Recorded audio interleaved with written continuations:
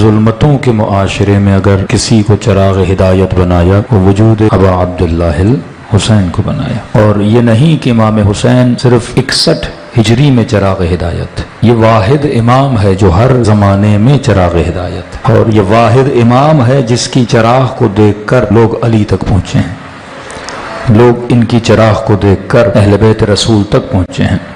اور ہم نے عرض کیا کہ وجود امام حسین آج کے زمانے میں ایک طرح سے معجزہ ہے، کیونکہ کسی کا ذکر اس طرح سے نہیں منایا جاتا جس طرح امام حسین کا ذکر منایا جاتا ہے۔ تو یہ ایک طرح سے اللہ کے نقشے کا حصہ تھا، کیونکہ خدا نے انسانوں کو ہدایت دینی تھی، اور اس زمانے میں خدا کس طرح ہدایت دیتا، کیونکہ بظاہر کوئی نبی نہیں ہے، بظاہر کوئی ولی نہیں ہے، بظاہر کوئی امام نہیں ہے جو لوگوں کو دعوت حق دے، تو اس زمانے میں خدا دعوت حق اگر دے رہا ہے تو فرش عزائے حسین کے ذریعے سے دے رہا ہے۔ اس زمانے میں اگر نسلوں کی تربیت کی جا رہی ہے تو فرش عزائے حسین ابن علی کے ذریعے سے کی جا رہی ہے۔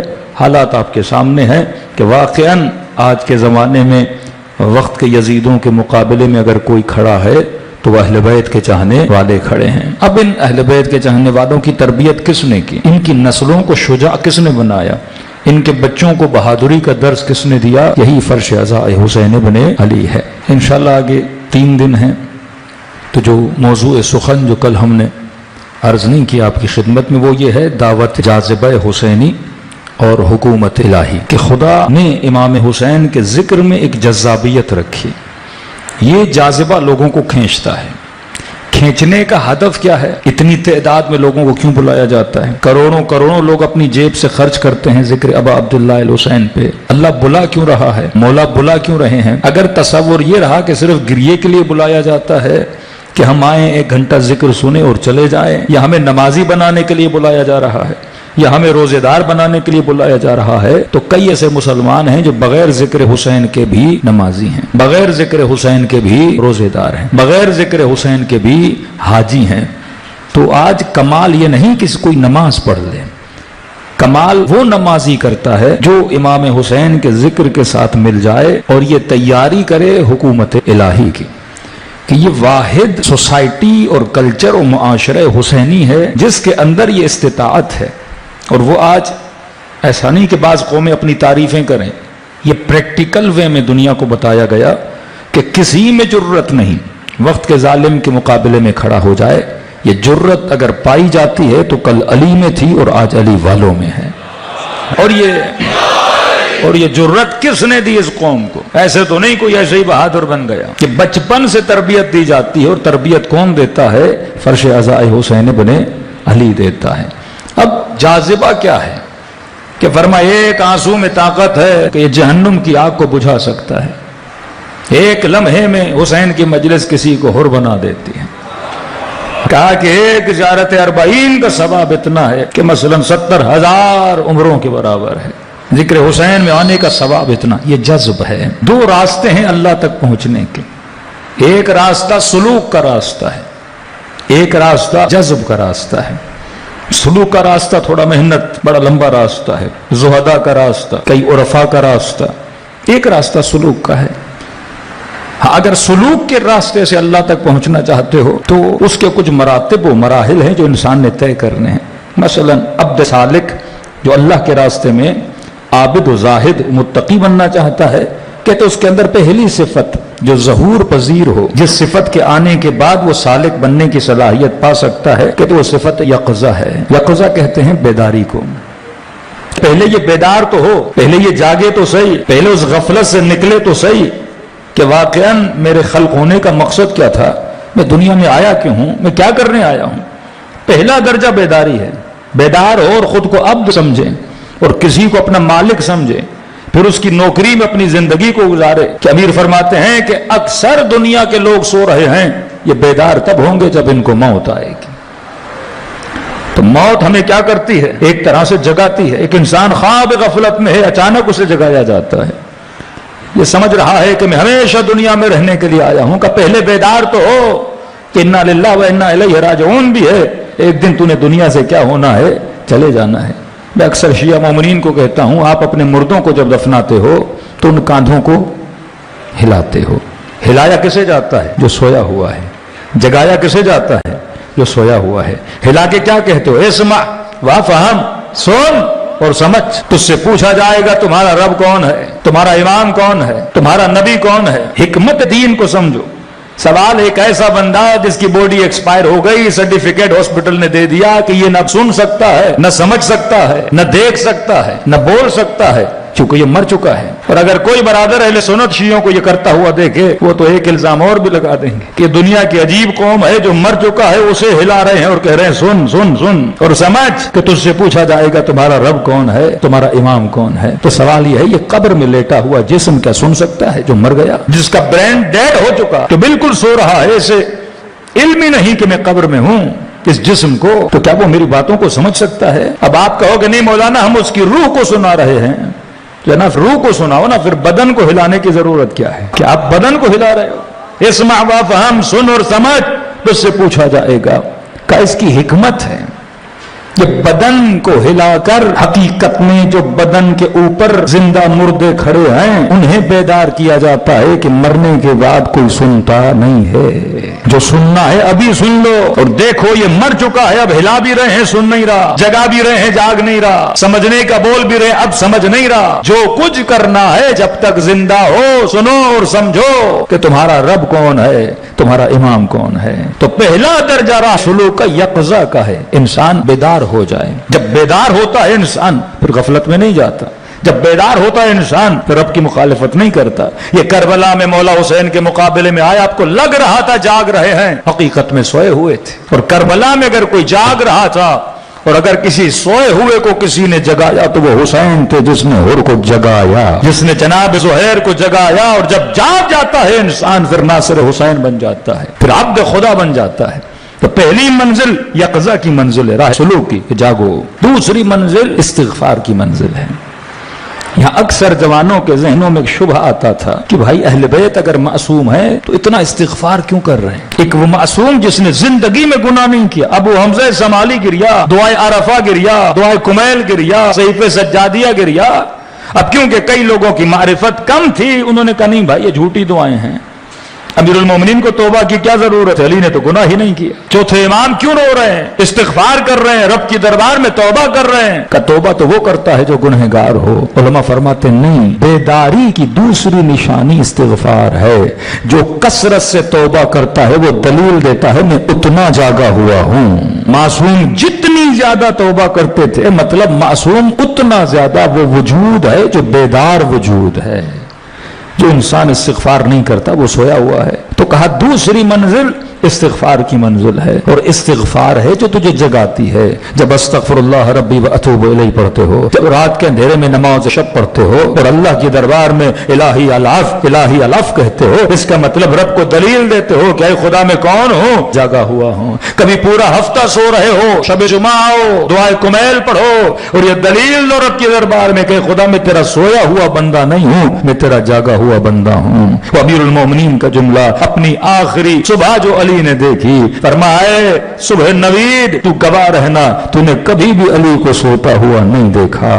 نہ علی کا جسم کبھی راہ خدا میں سویا، نہ علی کی روح کبھی راہ خدا میں سوئی.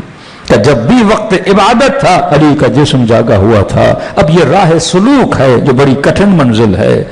دوسرا ہے راہ جاذبہ، وہ یہ طریق جس میں آپ بیٹھے ہوئے ہیں. جذب کا راستہ انسان کو ایک رات میں 100 سال کے سفر کو طے کرواتا ہے. کتنی محنتوں سے مثلا شمر نے حج کیے ہوں گے، صفین میں جنگ لڑی ہوگی، نمازیں اس بندے خدا نے پڑھی ہوں گی. کربلا میں آیا ابن سعد. ہمارے ہاں لوگ جب نام سنتے ہیں ابن سعد کا تو ذہنوں میں آتا ہے کوئی بہت بڑا بدماش ہوگا، کوئی لوفر ہوگا. یہ اپنے معاشرے کے معزز لوگ تھے کہ لوگوں سے پوچھو کوئی متقی ملا ہے، کہتے تھے ہاں ابن سعد کے پاس جاؤ، صاحب تقویٰ ہے، صاحب نماز ہے، حدیثیں بتانے والا.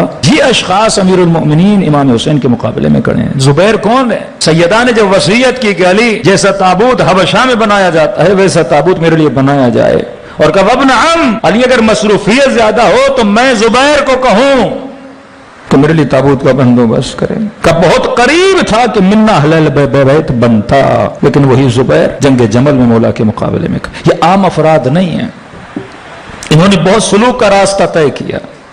حسن بصری کے منبروں سے آپ سنتے ہیں، اہل سنت کے علماء ان کے قصیدے آج بھی پڑھتے ہیں، ان کے راہ زہد میں اور عرفان میں جو ان کا تصوف ہے اس میں حسن بصری کا بہت بڑا نام ہے، لیکن یہی حسن بصری جنگ صفین امیر المومنین کا ساتھ نہیں دیتا۔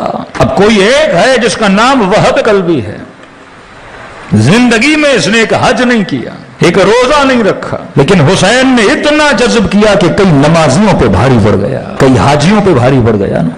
چند دنوں میں سے صدیوں کا سفر امام حسین نے طے کروایا۔ یہ وہ حقیقت خانقاہ حسین ہے کہ جہاں آتے ہو اور امام حسین آپ کو صدیوں کا سفر طے کرواتے ہیں۔ اب آپ کہیں گے کہ مولانا کوئی قرآنی دلیل تو دیں کہ یہ بھی ممکن ہے کہ انسان ایک رات میں اتنے سالوں کی عبادت کا ثواب بھی کما دے اور اتنا آگے چلا جائے۔ تو میرے 5 امام فرماتے ہیں ہم شیعوں کو یہ سورہ یاد رکھنا چاہیے اور کثرت سے سورت کو قرآن میں پڑھنا چاہیے اور اپنے بچوں کو ترغیب میں سورت کو پڑھیں، اور فرمایا جب ہمارے دشمن تمہارے ساتھ خلاف میں بات کریں کہ ہر زمانے میں معصوم نہیں ہو سکتا، فرمایا اس سورت کے ذریعے سے مناظرہ کیا کرو، اور اس سورت کا دوسرا نام سورہ ولایت ہے۔ کہ مولا کون سی سورہ؟ فرمایا انا انزلناہ فی لیلۃ القدر، لیلۃ القدر خیر من الف شہر، کہ ایک رات کو خدا نے 1000 مہینوں پہ افضلیت دی۔ میتھ کے جو بچے ہیں وہ ملٹی پلائی کر کے دیکھیں، ایک مہینے کو ملٹی پلائی بائی 1000 کریں تو 82 سال بنتے ہیں۔ ایک رات کا ثواب 82 سال کی عبادت کے برابر ہے۔ کون ہے جو اس رات میں آپ کو جذب کرتا ہے؟ امام ہادی بیمار ہوئے، اپنے صحابی کو پیسے دیے کہ کربلا جا، تحت قبۃ الحسین، حسین کے روزے کے نیچے کھڑے ہو کر میرے لیے دعا کر۔ امام کو کہا مولا آپ امام معصوم، آپ مجھے کہاں بھیج رہے ہیں کربلا؟ کہ تجھے نہیں پتا حسین کے قبے کے نیچے مانگی گئی دعا کو خدا کبھی رد نہیں کرتا۔ یہ راستہ جذب ہے، کیونکہ بدن اطہر ابا عبداللہ الحسین ہے۔ اگر ششتری کہتے ہیں جب حسین کی مجلس میں آؤ یہ تصور کیا کرو کہ خیمہ حسین کے اندر بیٹھے ہوئے ہو، اور یہ خیمہ اصل خیمہ حسین کے ساتھ منسلک ہوتا ہے، پھر خدا یہاں پر اپنی رحمتوں کو برکتوں کو نازل کرتا ہے۔ مہینوں جو دعا کرو شاید قبول نہ ہو، فرش ازا لمحوں میں دعا کو عرش الہی تک پہنچا دیتا ہے۔ یہ راہ جذب ہے۔ حضرت موسیٰ کا جب ذکر ہوا تو قرآن کہتا ہے کہ موسیٰ گئے، جا موسیٰ آئے الی میقات ربہ، اپنے رب کے ملاقات کے لیے، لیکن جب رسول کی بات کی تو یہ نہیں کہا رسول آئے۔ سبحان الذی اسریٰ بعبدہ لیلا من المسجد الحرام الی المسجد الاقصی، موسیٰ کے لیے کہا کہ موسیٰ آئے، محمد کے لیے کہا کہ ہم نے محمد کو بلایا۔ تو جن کو بلایا جاتا ہے وہ اور ہیں، جو خود جاتے ہیں وہ اور ہیں۔ تبھی چوتھے امام فرماتے یہ مت کہا کرو کہ میں مجلس حسین میں آیا ہوں، تجھے میں نے بلایا ہے فرش ازا پر۔ جب تک اللہم صلی اللہ، جب تک ہم نہ بلائیں کوئی نہیں آتا۔ یہ جذب ہے کہ لمحوں میں آپ کو صدیوں کا سفر طے کراتے ہیں۔ اب کوئی برادر اہل سنت اگر آپ کے پاس ہو، یہ بہترین دلیل ہے کہ ایک رات میں 1000 راتوں 1000 مہینوں کا اجر ملتا ہے۔ ہوتا کیا ہے اس رات میں؟ کوئی کوالٹی تو ہے نا کہ جو آپ کو اتنی اسپیڈلی ثواب دلاتا ہے۔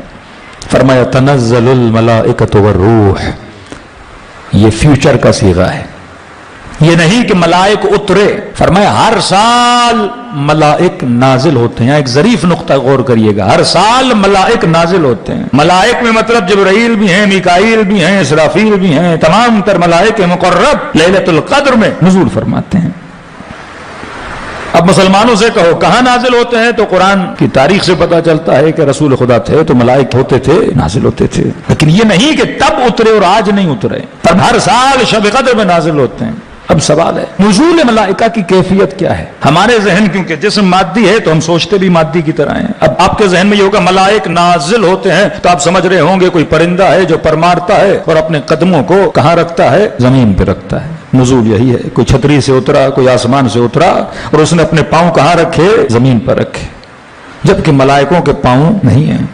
ملائک مادی وجود نہیں ہے، ملائک وجود مجرد ہے۔ ایک مجرد وجود جب اترتا ہے تو زمین پہ نہیں اترتا، زمین مادہ ہے۔ وجود مجرد کو اترنے کے لیے مجرد جگہ چاہیے۔ دیکھو جہاز روڈ پہ تو نہیں اترتا نا، جہاز کے لیے اپنا ٹریک بنایا جاتا ہے، جہاز اس ٹریک پہ اترے گا، جیٹ اترے گا تو اپنے ٹریک پہ اترے گا. اب یہ وجود مجرد کہاں اترے گا؟ تو رسول خدا کے لیے ہے کہ حبیب یہ روح الامین یہ جبرائیل کہاں پہ نازل ہوتا ہے؟ فرمایا تمہارے قلب پہ نازل ہوتا ہے. قلب سے مراد وہی روح مصطفیٰ ہے کہ ملائک کس پہ نازل ہوتے ہیں؟ روح مصطفیٰ پر نازل ہوتے ہیں. کیونکہ مجرد وجود اگر اترے گا تو مجرد پہ اترے گا، مادہ پہ نہیں اترے گا. تو آج کوئی مفتی یہ کہے کہ ملائک میرے اوپر نازل ہوتے ہیں، کوئی مولوی کہے کہ میرے قلب پہ نازل ہوتے ہیں، تو وہ قلب بھی اتنا طاقتور ہونا چاہیے جو جبرائیل کو برداشت کر سکے. یہ تو مسلمانوں کا عقیدہ ہے نا کہ جبرائیل آتے تھے، رسول خدا کے بدن میں لیاذ باللہ کپاہٹ آ جاتی تھی اور بخار چڑھ جاتا تھا اور بدن گرم ہو جاتا تھا، کیونکہ جبرائیل کا وجود اتنا بھاری بھرکم، سواری پہ بیٹھتے تھے سواری نیچے آ جاتی تھی، لہذا ہم ان عقیدوں سے دور ہیں. تو بھائی رسول پہ روح اترے، رسول کا یہ عالم ہو، تو کسی مفتی پہ اگر اتر جائے وہ تو جل کے راکھ ہو جائے نا.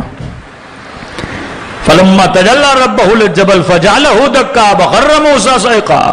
جب رب نے ہلکی سی تجلی دکھائی تو موسیٰ بے ہوش ہو گئے، کون جل کے راکھ ہو گئی. اب اتنے وجود یہ مجرد زمین پہ نازل ہوتے ہیں تو سوال ہے وہ کون سا قلب ہے جس پہ نازل ہوتے ہیں؟ کسی نے آج تک دعویٰ نہیں کیا کہ مجھ پہ نازل ہوتے ہیں. میرے پانچ امام فرماتے ہیں پھر تجھے ماننا پڑے گا کوئی وجود معصوم ہے جن پہ ملائک نازل ہوتے ہیں، اور وجود اسی پردہ غیب میں ہے فرزند زہرا کا وجود حضرت حجت جس پہ ملائک کیا ہوتے ہیں؟ نازل ہوتے ہیں. اب جب شب قدر ہوتی ہے اب اعمال کرتے ہو، اب جب اعمال کرتے ہو تو سر پہ قرآن رکھتے ہو، قرآن رکھنے کے بعد خود کو اس وجود نورانی معصوم کے ساتھ منسلک کرتے ہو جس پہ ملائک تقدیروں کو لے کر آئے ہیں، اور قرآن رکھ کے کہتے ہو بک یا اللہ بمحمد بعلی بفاطمہ بالحسن بالحسین. اب فرما جب اس وجود نورانی سے متصل ہوتے ہو، خدا حجت خدا کے صدقے میں تمہاری ایک رات کو 82 سال کے برابر بنا دیتا ہے. یہ اتصال نور بنور ہوتا ہے. جب ہم توسل کرتے، یہ فائدہ توسل ہے، پھر آپ کی دعائیں عرش الہی تک چلی جاتی ہیں. ارے آنسو تو میں نے بہت بہائے ہوں گے، لیکن فرمایا وہی نمکین آنسو جب تمہاری آنکھ سے فرش عزائے حسین پہ بہتا ہے اور آنسو کی نسبت حسین سے ہو جاتی ہے. اب یہ آنسو اتنا قیمتی ہے کہ زہرا اپنے رومال میں سے جمع کرنے کے لیے آ جاتی ہیں. اب اس آنسو میں اتنی طاقت ہے، یہ جہنم کی آگ کو بجھانے کی صلاحیت رکھتا ہے.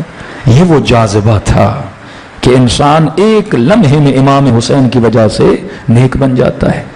800 سال نوح نے تبلیغ کی، 60-70 لوگوں کو مسلم بنا سکے، مؤمن بنا سکے، موحد بنا سکے، لیکن یہاں مجلس حسین میں مصیبت کا ایک جملہ آتا ہے، مومن کی زندگی بدل جاتی ہے. ایک جوان نے کہا مولانا میں علیاذ باللہ بہت شراب پیتا تھا، لیکن میں نے بس اتنا سنا کہ تشت میں حسین کا سر تھا، لئی کے ہاتھ میں جام شراب تھا، کہ اپنے وجود سے گھن آئی کہ جو حسین کے سر کو چھڑی مار رہا تھا وہ شرابی تھا، اور یہ وجود لے کے میں امام حسین کے سامنے جاؤں گا. کہتے ہیں ایک جملے نے میں نے اپنی عادتوں پہ لعنت بھیج دی. اس دن کے بعد میں اس چیز کے قریب نہیں گیا. کہاں نوح کی تبلیغ کا اثر اور کہاں حسین کی مجلس کا اثر. ہاں یہ ذکر حسین میں خدا نے ایک جاذبیت رکھی ہے، لمحوں میں زندگیاں بدل جاتی ہیں. ایک بہت بڑے عالم دین تھے، کہتے ہیں ایک شخص میرے پاس آیا، بڑا تاجر تھا تہران کا، اور نام اس کا مسیح تھا. تو قبلہ آپ سے کچھ عرض کرنے آیا ہوں. کہ بولو. کہ میرا چھوٹا بھائی بڑا گنہگار ہے، محلے والوں کو پریشان کیا ہوا ہے، بدماش بھی ہے، کبھی اس کو چھیڑنا کبھی اس کو چھیڑنا، شراب بھی پیتا ہے، حرام رشتوں میں مبتلا ہے. ماں باپ سمجھا کر، میں سمجھا کر تھک گیا، لیکن مولانا سمجھ نہیں رہا. کہ کچھ نے کہا شادی کرا دو سدھر جائے گا. ایک تو ہمارے یہ مسئلہ ہے کہ شادی کرا دو سدھر جائے گا. ہاں کئی بیماریاں شادی سے دور ہوتی ہیں، اصل فکر کی اصلاح ہے. اتنا بگڑا ہوا ہے، شادی کرے گا پھر اگلی بچی کی بھی زندگی خدا نخواستہ تباہ و برباد. کا شادی کرا دی لیکن پھر بھی نہیں سدھرا، نہ نشہ چھوڑا اس نے، گندی دوستیاں چھوڑی، نہ بدماشیاں چھوڑی. کہ قبلہ آپ غالباً آغا خانساری تھے، کہ آپ ذرا اصلاح کریں، عالم ہیں، باعمل ہیں، تو آپ کے نفس میں آپ کے کلام میں خدا نے اثر رکھا ہوگا. آپ 2 باتیں سمجھا دیں شاید میرا بھائی سدھر جائے. قبلہ صاحب نے تھوڑی دیر سر نیچے کیا، کہ مجھے نہیں لگتا یہ میری بات سے بھی سدھرے گا. یہ ریڈ لائن کراس کر چکا ہے، زنا بھی ہے، شراب بھی ہے، شادی بھی کرا دی. انسان کبھی گناہ کرتا ہے، حلال فراہم نہیں ہوتا، اویلیبل نہیں ہوتا. سب کچھ کرا دیا، اب میں کیا سمجھوں، مجھے نہیں لگتا یہ سدھرے گا. کہ قبلہ آپ مجھے مایوس کر رہے ہیں، بھائی ہے میرا، کیسے اسے جہنمی بنتا ہوا دیکھوں، آپ کے پاس آئے کچھ تو کریں. کہ انہوں نے کہا ایک راستہ ہے. کیا کچھ بھی کر کے اسے کربلا لے جا، حسین کے پاس لے جا. ہاں اگر وہاں جانے کے بعد بھی نہیں بدلا تو پھر اسے چھوڑ دے اپنے حال میں، محنت کرنا چھوڑ دے بس. مطلب جو حسین کے ساتھ مل کے آئے اور وہاں بھی جذب حسین نہ ہو پھر کون جذب کرے گا اسے. کہتے ٹھیک ہے قبلہ. کہتے اپنے بھائی کو بہلا کر، پہلے تو کہ میرا کیا جائے بھائی کربلا سے، تم لوگ جاؤ، نہ میں نماز پڑھوں نہ میں عبادت کروں، ہماری محفلیں اور ہیں، میں آ کر کیا کروں گا کربلا میں. کہہ رہا ہے کسی نہ کسی بہانے سے اسے زبردستی کربلا لے گیا. کہ جیسے کربلا پہنچا تو اس کی توجہ روضہ حسین کی طرف تھی ہی نہیں. جیسے پہنچا کبھی روڈوں کو دیکھے، کبھی لوگوں کو دیکھے، کبھی بازاروں کو دیکھے. ہمیں شرم ہے بھائی کربلا اور روضہ ابا عبداللہ. کہ میں نے تو کہا تھا مجھے کیوں لائے ہو، میرا کیا کام کربلا سے، کرنے کیا آتے ہو یہاں پر. کہتے بین الحرمین سے گزرے، درختوں کو دیکھے، زمینوں کو دیکھے، لوگوں کو دیکھے، لوگوں کی ایکٹیویٹیز کو دیکھے. کہ میں نا امید ہو گیا بھائی کربلا بھی آئے، اس میں کوئی بدلاؤ نہیں آ رہا. لیکن کہتا جیسے حرم حسین میں داخل ہوئے میں نے محسوس کیا اس میں تھوڑا ادب آیا. اس نے اپنا سر جھکا لیا. کیسا بھی تھا، بچپن میں مجلس میں تو جاتا تھا نا، کیسا بھی تھا، شیعہ تھا نا، آنا جانا، ذکر حسین سننا، علم ماتم عزا سبیل نیاز، ہر شیعہ اس پلیٹ فارم سے گزرا ہے. بعد میں جا کے گنہگار ہوا تو الگ بات ہے، لیکن اس پانی سے امام حسین آپ کو گزارتے ہیں، اس دریائے ولایت سے اب عبداللہ الحسین آپ کی نسلوں کو ضرور گزارتے ہیں. بعد میں کوئی کسی اور کنٹری کا یا گناہ ہو گیا وہ الگ بات ہے، لیکن یہاں سے گزر کے جاتے ہو ایک بیس ہوتا ہے آپ کا. کب جیسے روزے حسین میں آیا تو اس نے سر ادب سے جھکا دیا. آگے بڑا گنج شہداء سے گزرے، دیکھتا ہوا جا رہا تھا، حبیب کی قبر کو دیکھتا ہوا جا رہا تھا کہ یہاں تک کہ ذریعہ حسین آئی. کہتا اس نے جیسے زری پہ ہاتھ رکھا یہ زار و قطار ہونے لگا. اتنا گریہ کیا اس نے. راغب خانساری نے کہا تھا اگر نہ رویا تو سمجھنا ہدایت کی امید نہیں، اور اگر روئے تو سمجھنا ابھی بھی دل میں نور ہدایت ہے، تبھی آنکھ سے آنسو بہا ہے. یہ رونا دلیل ہے کہ آپ کا دل ابھی زندہ ہے. نہ روئے قسی ہو گیا ہے، مطلب دل سخت ہے، پریشان ہو اس انسان کو کہ میں حسین سنو اور میری آنکھ سے آنسو نہیں نکل رہا. کہا کہ جب زری کو پکڑا تو زار و قطار ہونے لگا. کہ سمجھ کے آگے خانساری کی بات آ گئی، نہیں اس میں امید ہدایت ہے. کہ جب رو رہا تھا تو میں نے کاندھے پہ ہاتھ رکھا، میں نے کہا بھائی تو حسین پہ رو رہا ہے، اس کا مطلب تیرے دل میں محبت حسین ہے، اور محبت حسین سے وہی کرتا ہے جو حسین کا دوست ہو. کہ آج زری ہاتھ میں ہے نا، اپنے دوست سے وعدہ کر کہ وہ کام نہیں کرے گا حسین کے دشمن کیا کرتے ہیں. کہتا ہے ایسی کیفیت اس جوان کی بنی، اسی وقت اس نے امام حسین سے وعدہ کیا اور پوری زندگی کے لیے گندے کاموں کو کیا کر دیا، چھوڑ دیا. وہ کام جو انبیاء نے صدیوں کیا پر اتنا اثر نہیں تھا، وہ حسین کی ذریعہ انسان کو کروا دیتی ہے. یہ وہ جاذبہ ہے جو انسان کو کھینچ کے لاتا ہے ابا عبداللہ الحسین کی طرف. تو فرش بھی بڑی کوشش کی جاتی ہے نا کہ لوگوں کو شیعوں سے دور رکھا جائے، مجلسوں سے دور رکھا جائے، نانسنس فتوے دیے جاتے ہیں تاکہ کوئی شیعہ سے دوستی نہ کرے رشتہ. کیونکہ آپ کے دشمن کو پتا ہے اگر کوئی دستگاہ اور سسٹم ابا عبداللہ الحسین میں آ گیا جو ایک بار آتا ہے پھر وہ چھوڑ کے جاتا نہیں ہے. میں اپنے شیعہ جوانوں کو کہتا ہوں اگر آپ کے اہل سنت دوست یونیورسٹی کالج وغیرہ جہاں کہیں بھی کئی ٹرپ بناتے ہو نا، آج فلاں جگہ گھومنے جائیں گے، فلاں جگہ گھومنے جائیں گے، میں کہتا ہوں کبھی آدھا پیسہ اس کا ہو، آدھا پیسہ بھی اپنا لگا کر اسے ایک بار کربلا ضرور لے جاؤ. ہاں کربلا ضرور لے جاؤ. ہاں بہت زیادہ نہیں کر سکتے، اسے ایک بار مجلس حسین میں لے آیا کرو. یہاں راہ جذب ہے، یہاں اس طرح سے امام حسین دلوں کو کھینچتے ہیں. آج کون سا علاقہ، کون سا محلہ ہے جہاں پہلے دن مجلس ہو 200 لوگ، اگلے سال جاؤ گے 400 لوگ، پھر جاؤ گے 600 لوگ. یہ کیا ہے؟ یہ امام حسین کا سسٹم لوگوں کو اپنی طرف کیا کر رہا ہے؟ مقناطیس کی طرح اپنی طرف کھینچ رہا ہے. مقناطیس لوہے کو اپنی طرف کھینچتا ہے. اب لوہے کو چاہے کتنا بھی زنگ لگ جائے لیکن پھر بھی مقناطیس کی طرف کھینچتا ہوا چلا آتا ہے. تو فرمایا یہ وہ حرارت ہے جو خدا کبھی بھی بجھنے نہیں دیتا. صلوات پڑھے محمد و آل محمد. شیخ انصاری بہت بڑے مرجع رہے ہیں. آج آپ کے 99% جو مراجع کے فتاوا ہیں وہ شیخ انصاری سے ماخوذ ہیں. زیادہ تر کام شیخ صاحب کا ہے. اپنے زمانے کے بڑے متقی آذربائیجان سے لوگ ان کے پاس گئے، شیخ صاحب ہمارے یہاں کوئی فقیہ نہیں ہے، کوئی عالم نہیں ہے، ظاہر عرص کے مسائل ہیں، خمس کے مسائل ہیں، طہارت کے مسائل ہیں، طلاق کے مسائل ہیں، خلا کے مسائل ہیں، ہم کس کے پاس جائیں؟ تو آپ کوئی فقیہ بھیجیں، مطلب پراپر مجتہد ہمارے پاس بھیجیں. تو شیخ صاحب کے ایک شاگرد تھے جو ابھی مجتہد بن چکے تھے ریسنٹلی، شیخ قفقازی.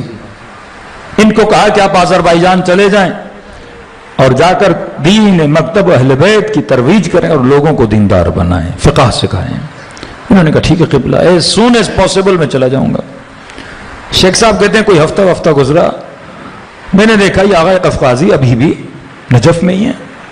بلایا ان کو، بھائی ہم نے کہا تھا آپ چلے جاؤ، لوگوں کو دینی مسائل درکار ہیں، آپ ابھی تک یہاں بیٹھے ہیں. انہوں نے کہا شیخ صاحب ایک وجہ سے نہیں کیا ہوں ابھی تک. کہ کون سی وجہ؟ کہ شیخ صاحب میں نے خواب دیکھا ہے. کیا خواب دیکھا ہے؟ کہ اس خواب سے مجھے یہ پتا چلا ہے کہ میں 3 دن کے بعد مر جاؤں گا. اب اگر خواب سچا تھا تو میں نے کہا سفر میں کیوں مروں، موت آئے تو نجف میں آئے تاکہ یہیں آپ جنازہ بھی پڑھا دیں اور اچھی جگہ بھی مل جائے وادی سلام میں. اور اگر خواب پورا نہ ہوا تو میں چلا جاؤں گا. شیخ صاحب نے کہا کیا خواب دیکھا اور کیسے پتا چلا؟ کہ قبلہ خواب دیکھ رہا ہوں میں مر گیا ہوں، ملائک مجھے لینے کے لیے آئے ہیں اور عالم برزخ میں مجھے لے کے جا رہے ہیں. اور جب برزخ کی دنیا میں پہنچا تو وہاں پہ ایک بہت بڑا باغ تھا جس کی خوشبو بیان نہیں کر سکتا، جس کے پھل زندگی میں نہیں دیکھے. ایسی راحت، ایسی ٹھنڈی ہوا، تو حسرت آہ نکلی کہ کاش یہ باغ میرا ہوتا. تو ملائکوں نے مسکرا کر کہا شیخ قفقازی یہ تمہارا ہی باغ ہے، تم نے اتنی زندگی دین پہ لگا دی، ترویج مکتب پہ لگا دی، محنت و زحمت کی، اللہ نے تمہارے عمل کے نتیجے میں تجھے یہ باغ دیا ہے. کہتا اس باغ میں چل رہا تھا، چلتے چلتے اس باغ سے کسی دوسرے باغ کا راستہ نکلا. میں دوسرے باغ میں جب داخل ہوا اور وہ باغ اتنا بڑا، اتنا خوبصورت تھا شیخ صاحب کہ میرا باغ اس باغ کے سامنے چھوٹا سا باغیچہ تھا. میں نے کہا ملائکۃ اللہ یہ کس کا باغ ہے؟ کہ یہ شیخ انصاری کا باغ ہے. میں نے کہا الحق یہ باغ انہی کو ملنا چاہیے، اتنا بڑا عالم، اتنا بڑا متقی پرہیزگار، ان کا باغ. کہ جب آپ کے باغ سے بھی گزرتے گزرتے ایک تیسرے باغ کی طرف راستہ نکل رہا تھا. جب اس باغ میں گئے تو قبلہ مت پوچھئے، اتنا بڑا باغ کہ اس کے سامنے آپ کا باغ بھی باغیچہ تھا. کہ میرے ذہن میں سوال پیدا ہوا یہ کون ہے جس کا باغ اتنا بڑا؟ کہ شیخ صاحب نجف میں، پائے میں، خطے میں، پورے عالم تشیع میں شیخ سے بڑا عالم نہیں، متقی نہیں، ایسا بحر علم نہیں. اور یہ کون ہے جس کو شیخ سے بھی بڑا باغ ملا ہے؟ تو میں نے کہا ملائکو یہ کس کا باغ ہے؟ انہوں نے کہا نجف میں ایک عالم ہے جو ذکر ابا عبداللہ الحسین کرتا ہے، یہ اس کا باغ ہے. میں نے اعتراض کیا، میں نے کہا ملائکو اتنا بڑا عالم تو نہیں ہے وہ؟ شیخ سے کہا نہیں شیخ بہت بڑے عالم ہے. کہ شیخ جتنا متقی تو نہیں؟ کہا نہیں شیخ کی تقوی کا کیا کہنا، ہم بس ایک فرق ہے وہ ذکر ابا عبداللہ الحسین کرتا ہے، مصائب خان امام حسین ہے. لیکن کہ پھر بھی اتنا بڑا باغ، ایسا کیا کر دیا اس نے کہ اس کو اتنا بڑا باغ دیا جائے؟ تو ملائکوں نے کہا تمہارا سوال بجا ہے، شیخ سے بڑا کوئی عالم نہیں، لیکن یاد رکھ تجھے جو باغ دکھایا وہ تیرا تھا، شیخ کا جو باغ تھا وہ شیخ کا تھا، یہ باغ حسین نے اسے دیا ہے. اس کا عمل اتنا بڑا نہیں کہ اب ہبا کیا مولا حسین نے، اب باغ ہی حسین کا ہے. کہتے آنکھ کھل گئی میری. اس نے شیخ سے اجازت مانگی قبلہ فلاں عالم سے ملنا چاہتا ہوں، ابھی 3 دن ہے میرے مرنے میں مل کے دیکھوں تو صحیح کیا تعلق ہے اس کا امام حسین کے ساتھ کہ امام حسین نے اتنا بڑا باغ اسے دے دیا کہ میں بھی وہ کام کروں تاکہ مجھے بھی بڑا باغ ملے. کہتا اس عالم کے در پہ گیا، میں نے قبلہ ایک رات آپ کا مہمان بن کے رہنا چاہتا ہوں. انہوں نے کہا مہمان ابھی بھی خدا ہے. اس عالم نے مجھے اپنے گھر میں، اب ان کو خواب بتایا نہیں ہے، عالم میرے گھر میں بیٹھا، سفرے پہ کھانا کھایا، ان کی روٹین دیکھی، کون سا ذکر کرتا ہے، کون سی دعا پڑھتا ہے، کون سا خاص کام کرتا ہے، کہ بالکل نارمل روٹین تھی. انہوں نے کہا آپ سو جائیے، سونے کا وقت ہے. میں اپنے کمرے میں سو گیا لیکن نیند نہیں آئی. میں نے کہا دیکھوں تو صحیح رات کو کرتا کیا ہے جس کی وجہ سے امام حسین نے اتنا بڑا باغ دیا. کہتا صبح کی اذان میں 2 گھنٹے تھے، یہ نیند سے اٹھا، میں سمجھ گیا تہجد کے لیے اٹھا ہے، نماز شب کے لیے اٹھا ہے. پھر سوچا اگر نماز شب کی وجہ سے ملا ہے تو نماز شب تو میں بھی پڑھتا ہوں، شیخ صاحب بھی پڑھتے ہیں. میں نے کہا دیکھوں کرتا کیا ہے. کہ دیکھا جیسے اپنے بستر سے اٹھا اس نے دونوں پاؤں زمین پہ رکھے اور وہاں پر بھی کچھ غیرت مند مومن سب مل گئے سلام علی حسین سلام ابھی کہتا ہے میں نے حسین کو اکبر کے بدن پہ دیکھا سر کے بال سفید بال سفید جب کلاش اٹھایا کہتا بکل حسین حسین بڑا گریہ کیا کہتا جب قاسم کے ٹکڑے اٹھا رہے نجف کی طرف منہ کر کے کہا بابا خیبر فتح کرنا سا لیکن یتیم کی لاش کے ٹکڑے کہتے بکل حسین حسین بڑا روئے ہر شہید کے لیے کہا بڑا روئے لیکن کہتا جب عباس کے بدن پہ مجھے نہیں پتا کیسی کیفیت تھی کہتا جب 2 گھنٹے باز اٹھا راوی یہ نہیں کہتا بکل حسین یہ نہ کہا حسین روئے بلکہ لکھتا ہے سرخل حسین حسین نے بلند بلند آواز میں چیخنا شروع کیا فریادیں کرنا شروع کیا یا حسین کی فریاد بلند ہوئی جہاں لشکر یزید نے ہنسنا شروع کیا کہنے لگے اٹھو آواز آئی مولا کاش باز سلامت ہوتے آخری بار ایک ہی گزارش کے مولا آیا اماں کہتی ہے جب میں پیدا ہوا تھا سب سے پہلے آپ کے چہرے کو دیکھا تھا دل ہے جاتے جاتے آپ کے چہرے کو دیکھو لیکن مولا کیا کروں ایک آنکھ میں دیر ہے دوسری آنکھ میں خونی محبت تھی وفا کی امداد تھی مشہور غیرت عباس اکبر کی شہادت کے بعد امام حسین نے بچوں کے خیموں کو اپنی جگہ سے اٹھا کر عباس کے خیمے کے ساتھ لگا دیا تاکہ بچوں کو دلاسا رہے عباس زندہ ہے بیویوں کو امید رہے چادر کا آپ لوگ حج پہ گئے ہوں گے عمرے پہ گئے ہوں گے جب طواف کرتے ہیں مرد عورت آپس میں ہوتے ہیں میں نے وہاں پر بھی کچھ غیرت مند مومنوں کو دیکھا جبکہ ایام حج ہے کسی کی نیت بری نہیں ہوتی سب اللہ کی عبادت کے لیے آئے سب مسلمان ہیں لیکن پھر بھی میں نے بعض غیرت مندوں کو دیکھا کس طرح سے اپنے ناموس کو بچاتے ہو کسی مرد کا کاندھا نہ لگے کسی نانا رنگ کا ہاتھ نہ لگے میری سمجھ میں نہیں آتا میرے مولا حسین پہ کیا گزرے صدا دیتے رہے کوئی سیدانیوں کی عبادت کرنے والا عباس علمدار غیرت خدا کا مظہر امام حسین کے پاس مولا قد ذاق صدری تھوڑی آواز بڑھا دیں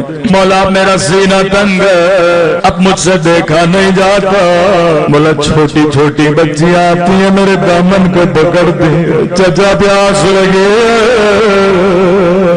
چچا تھوڑا بالے فرمایا عباس تو میرے لشکر کا سپہ سالار سر جھکایا کہ مولا بائے بائے دیکھے کوئی لشکر نہ رہا فرمایا عباس بیبیوں کو تجھ پر بڑا بھروسہ ہے مجھے نہیں پتا اور بات کیسے سنبھالوں گا عباس اگر زینب اجازت دیں چلا جا سیدھا بی بی زینب کے خیمے میں آران ہوئے ادب لگا کے بیٹھے ابھی کچھ کہا نہیں بی بی زینب نے بڑے پیار سے دیکھا قمر بنی ہاشم سمجھ گئی کیوں آئے ہو میں زینب تجھے روکوں گی نہیں لیکن عباس میری بات سنتا تھا ادب سے سر جھکایا جی میری بیوی فرمایا عباس شہر کوفہ تھا حکومت بابا علی کی تھی میرا قافلہ کوفے پہنچا شام کا وقت بابا نے کہا حسن رک جا رات میں ابھی عباس کو سنا رہی ہے مجھے نہیں پتا غازی پہ کیا گزرے عباس بابا نے کہا حسن رات ہونے دے بازار بند ہونے دے نہ محرموں کو جانے دے میری بیٹی زینب کو لانا عباس رات ہو گئے بڑی دیر قافلہ رکا رہا خود بابا علی میرے استقبال کے لیے آئے میری اونٹ کی مہار کو تھاما یا سواریاں کوفے میں پہنچے ایک مرتبہ بابا رکے مجھے کہا زینب بیٹے ذرا ہمارے کا پردہ ہٹا سمجھ میں کچھ نہیں آیا سواری آگے بڑھے پھر بابا نے سواری کو روکا پھر کہا زینب بیٹے ذرا ہماری کا پردہ ہٹانا عباس میں نے پردہ ہٹایا مجھے کہا زینب تیسری مرتبہ میری سواری پھر کہا زینب بیٹا ذرا ہماری کا پردہ ہٹانا میں نے پردہ ہٹایا زینب نہ کہنا تھا میرے بابا میرے ایک سوال کا جواب دے بابا جس بھی بہن کا ایک بھائی